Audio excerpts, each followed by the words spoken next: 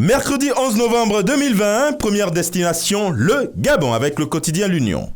Médicaments, l'usine de Nkok. Le président de la République, Ali Bongo Ondimba, qui a également inauguré une unité de transformation de bois, a mis officiellement en service hier une usine de fabrication de médicaments, la santé pharmaceutique SA, au cœur de la zone économique à régime privilégié de Nkok. Togo Matin dit qu'après validation de 15 indicateurs, Faure Gnassingbé invite les acteurs à maintenir le cap. Au Bénin, Fraternité fait état de la visite de chantier dans plusieurs villes du pays. Talon entame l'auto-évaluation de son quinquennat, dit le journal. Et la nation de s'intéresser à la commission budgétaire du Parlement. Le bal des ministres s'ouvre, dit le journal. Et le matinal d'informer ses lecteurs que la Cour suprême confirme le redressement fiscal aux sociétés comme en SA.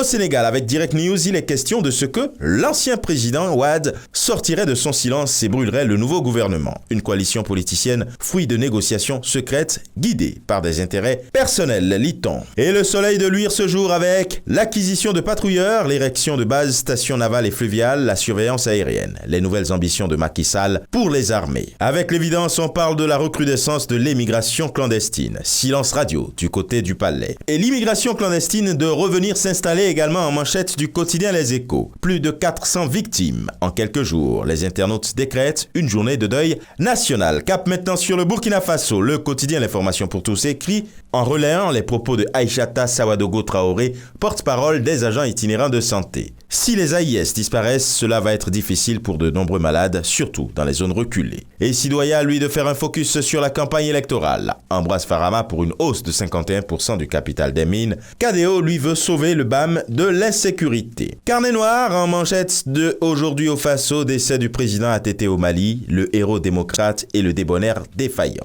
Au Cameroun, en manchette de mutation en lit, CEMAX et EAC, contraction pour la fusion. Avec le messager Finances publiques, le Cameroun, bientôt insolvable, interroge le journal, tandis que le quotidien Émergence s'intéresse à la guerre dans le Nozo, le danger Kamala Harris.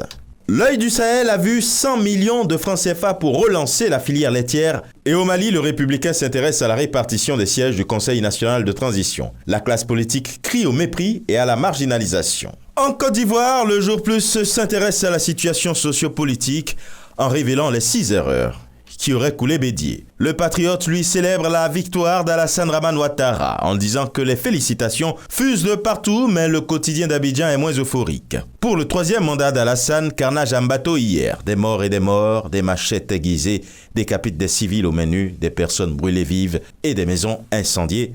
Et ce sera tout pour aujourd'hui.